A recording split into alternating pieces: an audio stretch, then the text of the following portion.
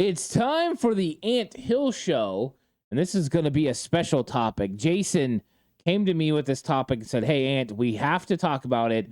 What if Deebo struggles this year, especially after last year? His numbers were definitely down." And he said basically that he was trash in his presser, which was one of the most hilarious press conferences that I've seen in a while. I give him a ton of credit for being honest. So, I mean, I don't like that he had to be honest and say that, but he did come in out of shape, and he wasn't as effective as he had been last year. So Yeah, well, one of the most interesting things, right, is Deebo's numbers went down in a couple of categories. Of course, it was going to be hard to equal his 2021 numbers, which were ridiculous, where he's a Pro Bowl, he's an All-Pro selection, getting over 1,400 yards receiving, but over 1,770 yards from scrimmage. He just had a ridiculous year. I mean, even Jerry Rice only did that scrimmage yards thing one time in his career. So it was ridiculous. I think what has been the most interesting to me is his catch percentage has also been dropping. Where it went to its height at 75% in 2020, it has trickled down over the last couple of years to 59.6%. That is definitely something to keep an eye on.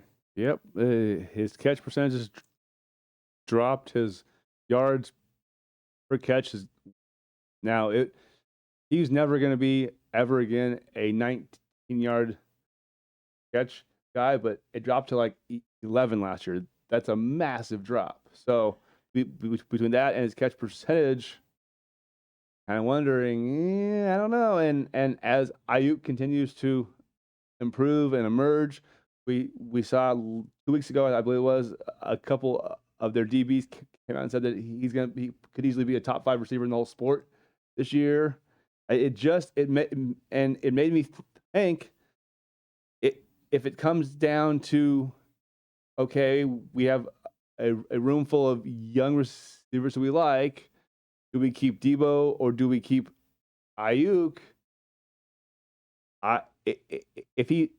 Unless he has a 1,300 yard plus 10 touchdowns season this year, I'm not sure I wouldn't look to trade him, because at $24 million, we have enough good players on this team that eats a chunk out of our cap. Even though we have a QB on a new deal, the idea to get back some extra draft capital that we lost or missed out on because of Trey, not the worst idea.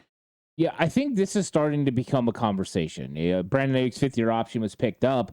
We know he's gonna play on his his 4th year of his contract. So there's no real concern for the 49ers in 2023. The conversation is 2024. Where they could be roughly $30 million over the salary cap, and they're still going to have to pay Brandon Aiyuk, $14 million. Of course, with all things salary cap and Parag Marathi being who he is, the 49ers could easily work out a contract for Aiyuk that actually brings down his 2024 salary, which we fully expect Nick Bosa to have happen this year. Yep. And if that happens, then they're not going to be $30 million over the salary cap next year, because they're going to roll over their savings from Bosa this year to next year. That rollover has been huge. That adjustment of the salary cap is what the 49ers did this season as well. I think that the salary cap thing is a little bit played out. I do believe, though, that there are some conversations that need to be made about overall what the makeup of the 49ers wide receiver room.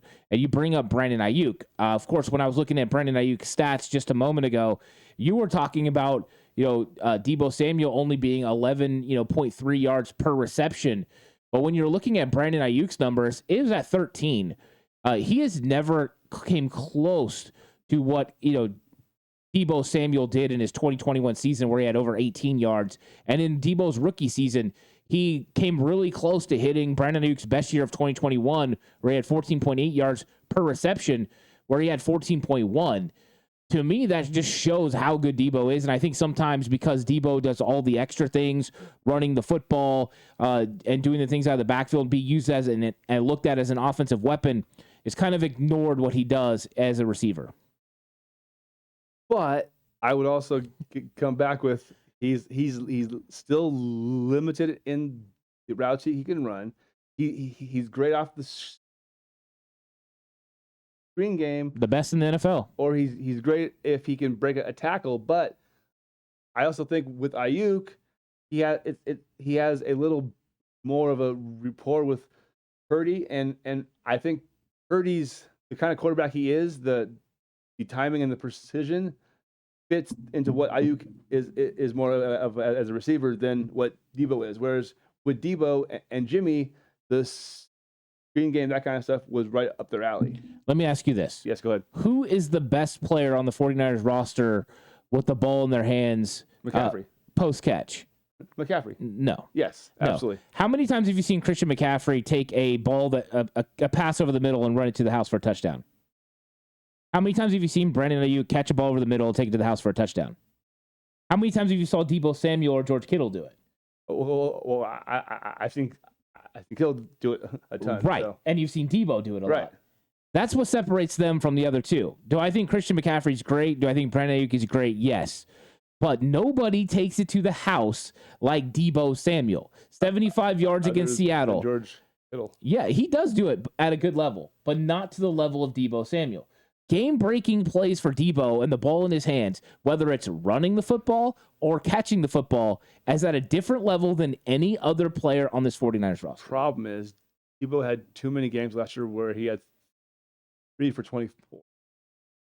Okay, you're not saying anything that's not true. But I want you to think about this: you're playing the Los Angeles Rams, and you catch a ball that should go for 1 yard, right? And Deebo takes it, 70 plus yards for a touchdown. Is Brandon Aiyuk going to do that? I don't know.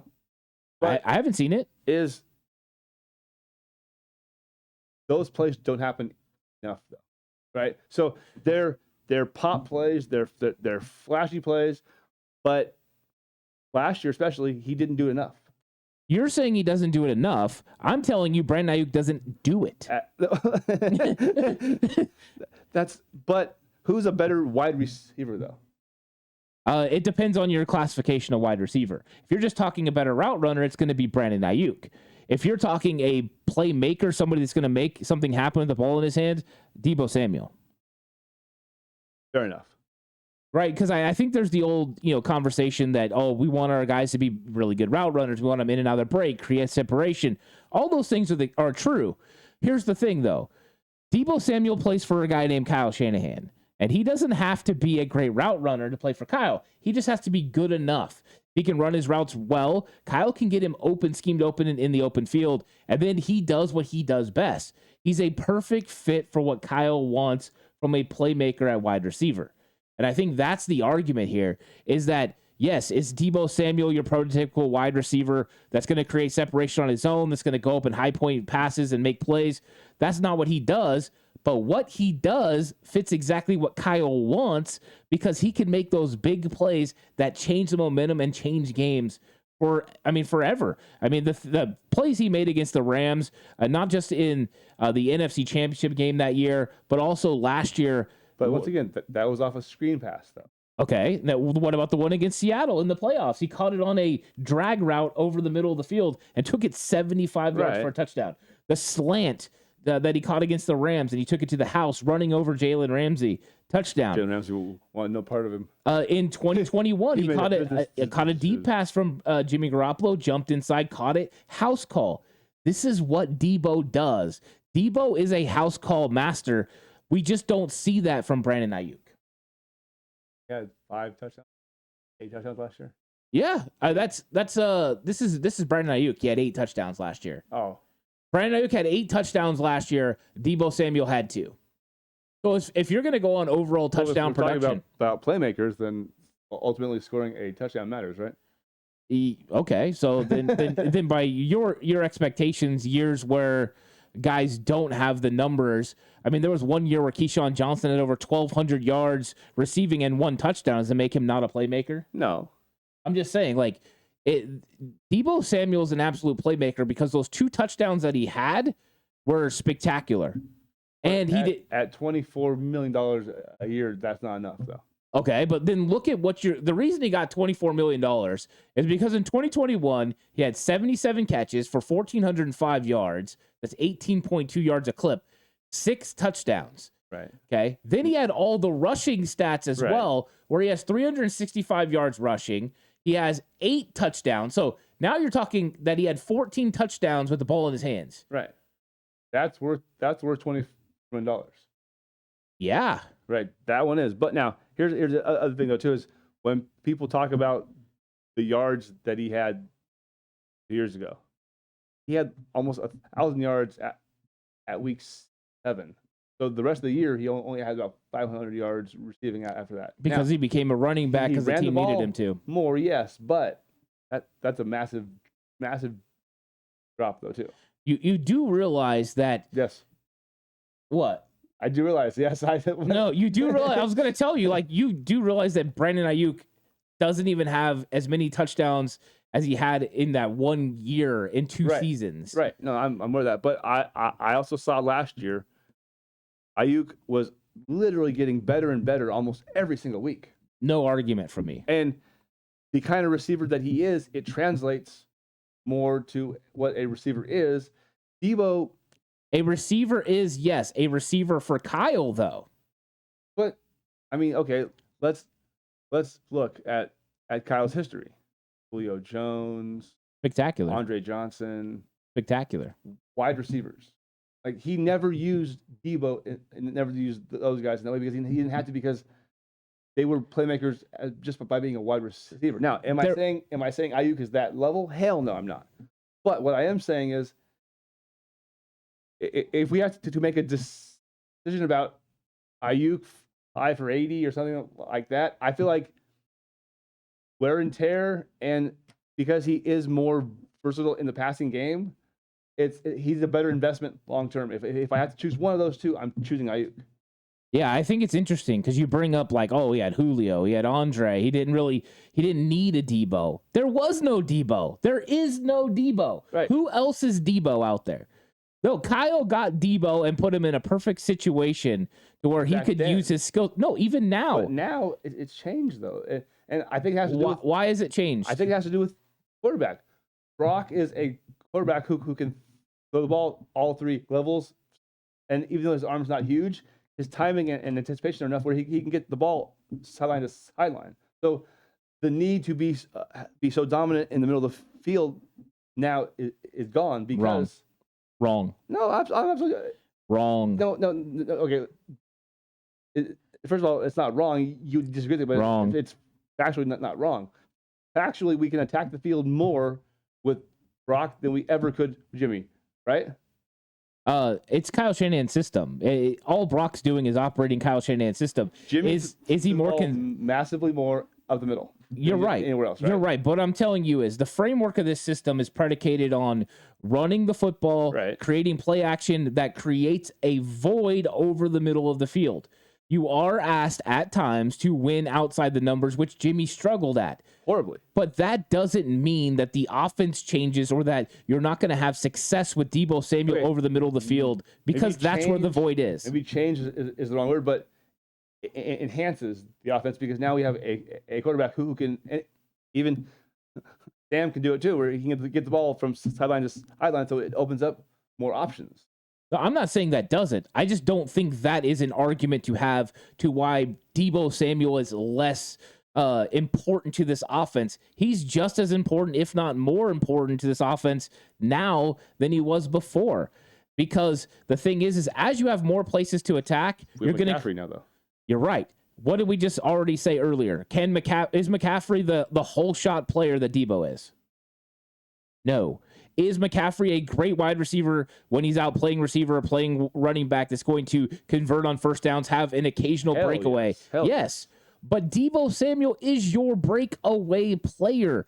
This is what he does. Is McCaffrey a better receiver than Deebo is a running back? Yes, he's a better receiver than Deebo is a running back. So so it is McCaffrey a better running back than Deebo is as a wide receiver.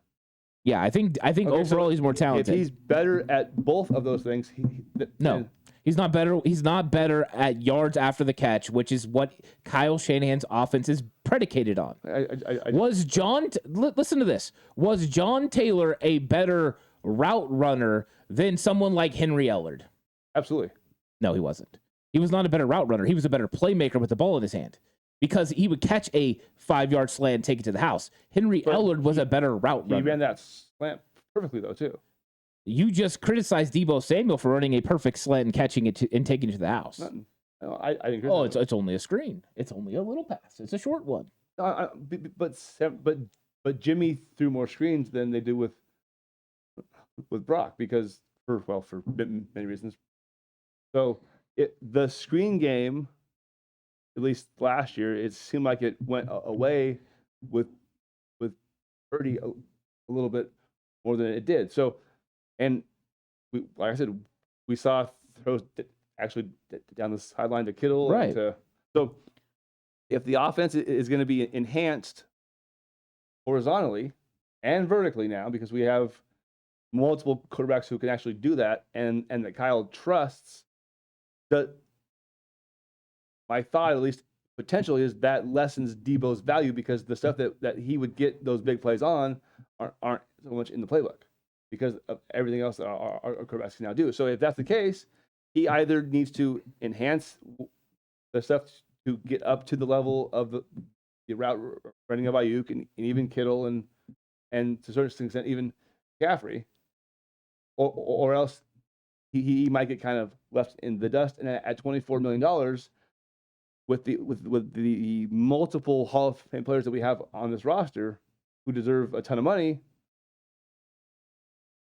I'm not, like I said, it's a thought that I had, or that I've had off season wise, like what's one thing that is something that could be an issue a year from now. Right.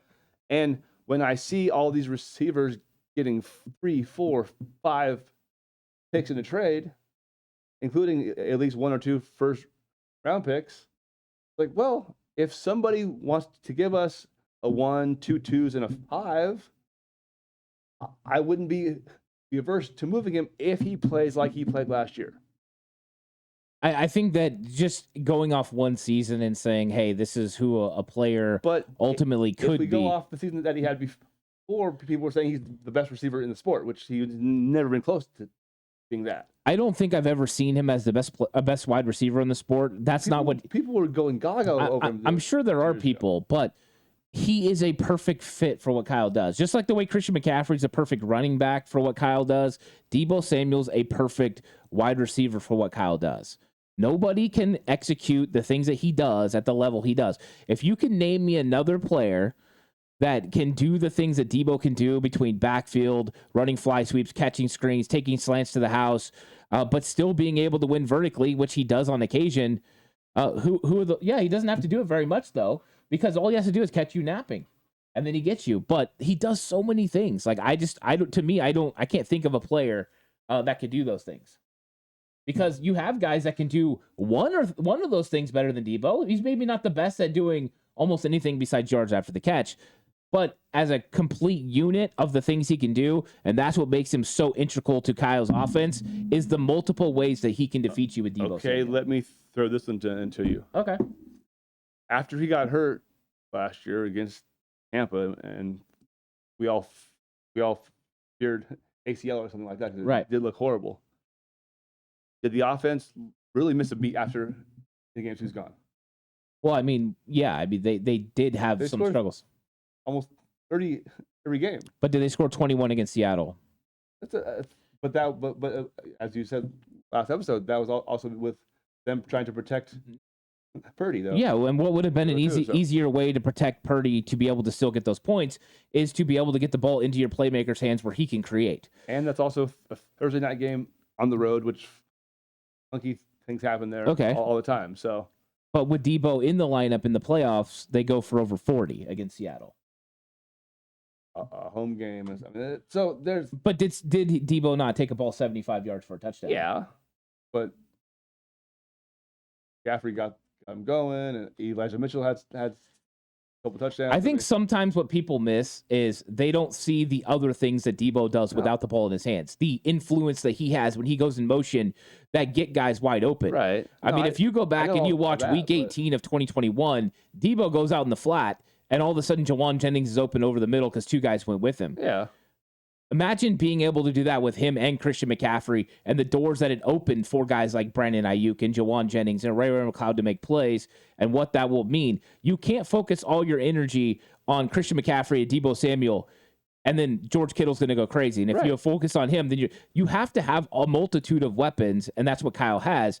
I think people are just kind of underselling how good Deebo is because Brandon Aiyuk's coming on the scene, and I love Brandon Aiyuk, and I think he's a solid receiver, but he's not ascended yet. This is the year he should ascend, but he hasn't done it yet.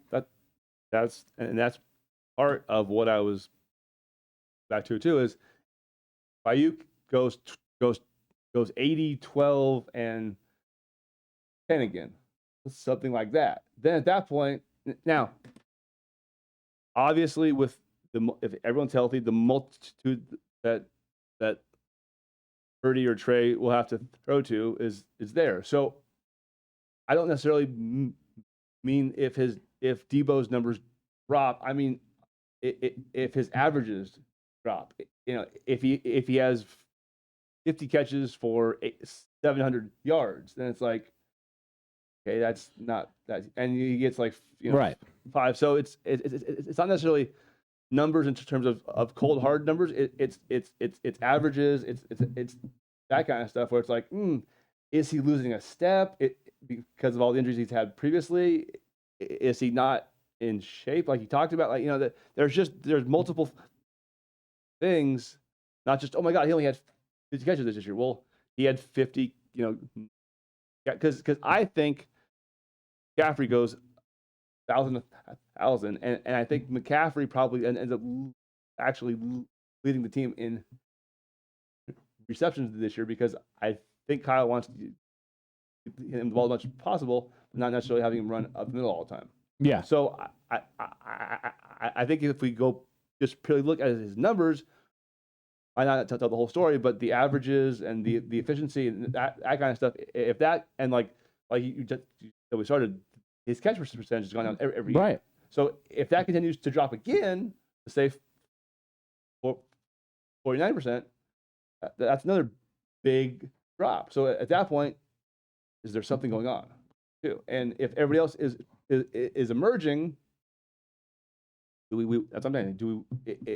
If he has a year similar to last year, do we want to spend $24 for that guy? Well, I'm just looking at his numbers. And of course, all this is relative about him staying healthy. But even with that, last year, he said it was a lackluster year. He wasn't prepared. He didn't do the things he should do from his own mouth. If he would have played the full season, he would have had almost 900 yards receiving. To me, how is that considered a bad year? Brandon Aiyuk's best year was this year, and he went over 1,000. Right. And you're talking about a guy that's consistently been able to produce.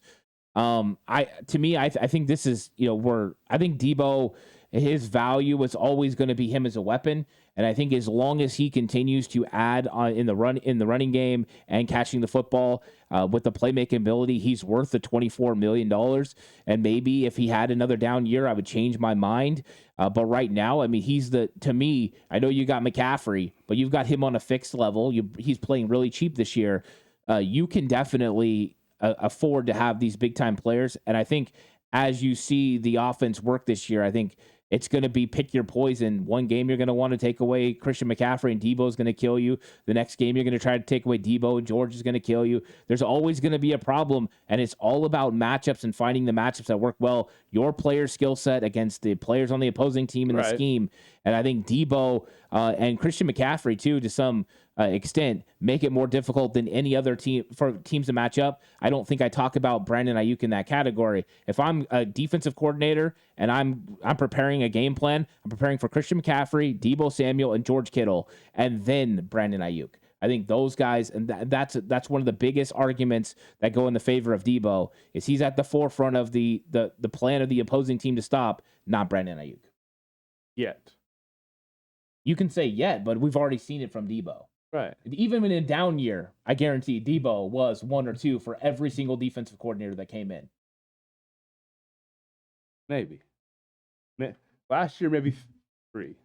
I think you're misunderstanding the amount of movement that Deebo Samuel's a part of and the amount of eyes that go on to him. Him and Christian McCaffrey moving around the formation draws everyone's attention. Kittle is more locked into a position. He's less move tight end than he is inline. And I think they do move him, but when they do, it's less profound. The things you can do, the things you can do with Deebo or Christian McCaffrey on the move are far vast compared to what you can do with George Kittle. Even though Kittle has done jet sweeps and things like that, he doesn't catch screens and have the ability to go to the house like the other two do. So he's just a little bit less dangerous in that category. Yeah. But I still think it's important to move all three of those guys. I'm just saying, if I'm coming into there, yes, I want to locate Kittle and where he's at, but Deebo's the one I'm worried he can kill me at any moment and all of a sudden we went from being up 6 to down 1. No other player on the 49ers offense can do that. I mean, if you can find a valid argument, I'm ready to hear it. But there's no guy that's as dynamic as Deebo Samuel on that 49ers offense. But wait, I asked you if McCaffrey was a better passer than Deebo was a runner, and you said he was. Yeah. Right. And then I asked you, is McCaffrey a better runner than Deebo is as a wide receiver? And you said yes. Right. So if he's better at both of those, no. How's it? You're missing a component because yak. Right. But Deebo Samuel is better as a playmaker with the ball in his hands than Christian McCaffrey. He's a better playmaker. Look. Okay. I guess I'm not understanding how he can be better, even though you just said. Well, because you're talking about, number one, Deebo's not a running back, right? Right. Christian McCaffrey. He's not a wide receiver. Christian McCaffrey, the way he runs routes and everything, he could have been a bona fide slot receiver. Yeah. Right. So you put him out there, he's going to be a little bit more successful in a different category. So Deebo's not as good of a running back because he's not a running back. Christian McCaffrey is definitely well versed in both categories. So in that category, yes, he's better. But he's not better with the ball in his hands than Deebo Samuel is because he doesn't have the breakaway potential that Deebo does. Playmaker, Deebo better. Skilled-wise, running routes, doing that thing, McCaffrey's better. Okay, now I got you. Because I think McCaffrey could have easily been a slot receiver in this league and been one of the better ones. Yeah. But when you throw him the football, he might get you 30. He might get you 45. Deebo gets you 75 and a touchdown sometimes. If McCaffrey could do that, we wouldn't have this conversation because then it would be like, well, McCaffrey does all that and he can take it to the house. But I think that added element for Deebo makes him special. And there's just no player on the team that can do it. I mean, just like when the playoff game we talked about with Seattle, Christian McCaffrey gets a run, there's a giant hole, and he gets like 60 yards on a rush. Yeah. Tremendous explosive play. Love it. When Deebo had the same opportunity out in open space, it was a 75-yard touchdown. It's a little bit different. And McCaffrey's could it end up being a field goal? They didn't end up scoring a touchdown. I'm just saying, like those are type of explosive plays end up adding up and just changing the game. But I get what you're saying. I just don't think Aiyuk is there yet as far as he's just not a guy that catches the ball and house calls it. If he was, it could change the game because you're right. He's a better route runner. He's been more consistent catching the football. But in Kyle Shanahan's system, it's about playmaking. It's about having the ball in your hands. It's about making plays. And Deebo's better than Aiyuk at that right now. Okay, so let me ask you this then. If he has a year similar to last year, what do you do then? If Deebo does? Yeah. Well, then I think you can go to Deebo. I mean, we just had a guy that came to the podium and said, hey, I struggled last year. This wasn't good. And if his targets are up and yet he's not producing, then I think you can go to him and say, hey, let's have a conversation about your money because we've got to afford to keep Brandon Aiyuk, blah, blah, blah, blah, blah. I don't think that's going to be the case because him and Kyle have a special relationship. They're really tight. And I think kind of almost worries me to an extent. No, because Kyle will tell him. That's the one thing you got to give Kyle credit for. He tells players like it is. He doesn't sugarcoat it because every single one of them said that's what they respect about him. Yeah. So he knows, and he can go to Kyle and say, look, you're not putting the ball in my hands. You need to.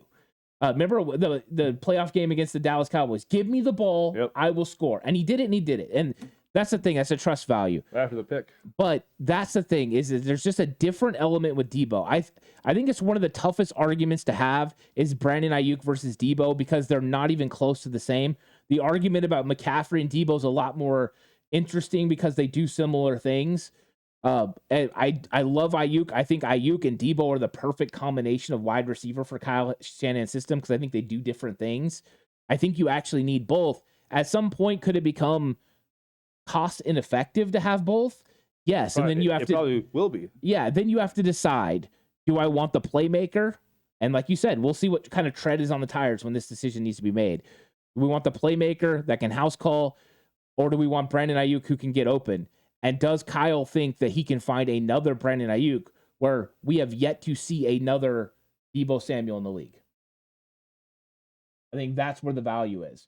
You know, could we in the first round this year draft a wide receiver that could be Marvin Harrison Jr.? You see what I'm saying? Like, Hello? you get what I'm saying, though? It's probably easier to find another Brandon Aiyuk, and I don't want to be disrespectful to him, just with the volume of players that are out there to play wide receiver. And this might be a terrible take because Brandon Aiyuk's probably going to tear it up this year, and then you can't find that guy. But I just think with the volume of wide receivers that run good routes and get open, it's a better chance of finding another Aiyuk than it is finding somebody that does what Deebo does. Yeah. At least at his level. True. How much is that? That's the question. That's the question. You got to weigh, value of trade, value of a player. I think in the grand scheme, the 49ers will end up trying to make another move, whether that's, moving on from Kyle Juszczyk to free up $8 million to give to Brandon Aiyuk. You know what I'm saying? Yeah, you start making some moves, possibly Trent Williams changing his contract. He's one definitely. But I mean, too, if Banksy has a year like he did too, then we've got to start kind of looking at him because this is year 3 for him now, so he'll be up after next year too. So yeah, and also, I mean, Banks has had a good year, but so we've already seen the value 49ers have for interior offensive line. A lot of this, I know, is projection and stuff, but that's what GMs do and stuff. And that's what I think it's an interesting conversation. I do. And I think this is one that has to be had. And if Deebo struggles again, I think it's going to, definitely. It becomes really interesting then. I just don't think he's going to. But I don't think he's ever going to have a 2021 season. No, hell again. no. Yeah. What if he gets hurt again? Because at that point, he'll have gotten hurt like 5 years in a row. Yeah. I think that's a question. I think that's part of the reason that I like the makeup of the team right now with McCaffrey, with Aiyuk, with Ray. They have guys that can kind of take some of the load off of Deebo. Deebo, I mean, we all know 2020 was a crazy offseason, and he's not the best at always maintaining his body. That's something, that was said to the 49ers when he came out of South Carolina. But I think that we've seen him in 2021 take on so much of a load. I don't think he has to do that anymore. No, and so I think you're going to have less touches, less targets, more opportunities for explosives, but a healthier Deebo is I think the hope. Yeah. I hope that him and Christian McCaffrey can kind of balance each other out so Christian doesn't get over 350 touches and go crazy. He should be like between 20 and 25 a game tops. Yeah, and I think with touches, I think with a healthy Deebo, that's possible. And I think that does help Christian McCaffrey. And I think overall, just him and Deebo, their uniqueness take this offense to another level. I mean, they're a 30-point a game team with all their weapons on the field together. I mean, in the high 30s. Oh yeah. I think when you start taking out pieces, you start losing a touchdown per piece you take. Yeah. So it's an interesting conversation, but that's with a marginal quarterback too. Just think about if we actually had a like an all-world quarterback. Yeah. And your examples about bringing up what Brock Purdy added to this offense were on point. I just think it's a little less of a part of the argument when it comes to Deebo. I think it does benefit Brandon Aiyuk, but with Deebo, I mean, we still got a rhythm passer in Brock Purdy or whoever's going to play quarterback. That's Kyle's system. Getting the ball in Deebo's hands where he can make plays is going to be consistent no matter who the quarterback is. Yeah. So great conversation, Jason. A good topic. I'm glad you came up with it. Yeah, it was interesting. So we got a lot out there. Let us know what you think about this conversation in the comment section. Do you think that Deebo Samuel is, basically going to be on his way out if he has another bad year, if he struggles? Or, do you think Brandon Aiyuk's ready to take the ascension? Let us know what you think. I'm curious where everyone's mind's at, whether they are agreeing with you on, kind of your argument or if you're with me. And I think there'll probably be a mixture of both, actually, because I think it's a fun conversation. All right. Well, thanks everyone for watching. We'll catch you guys on the next one. Until then, stay safe and remember the right way is always the 49ers way.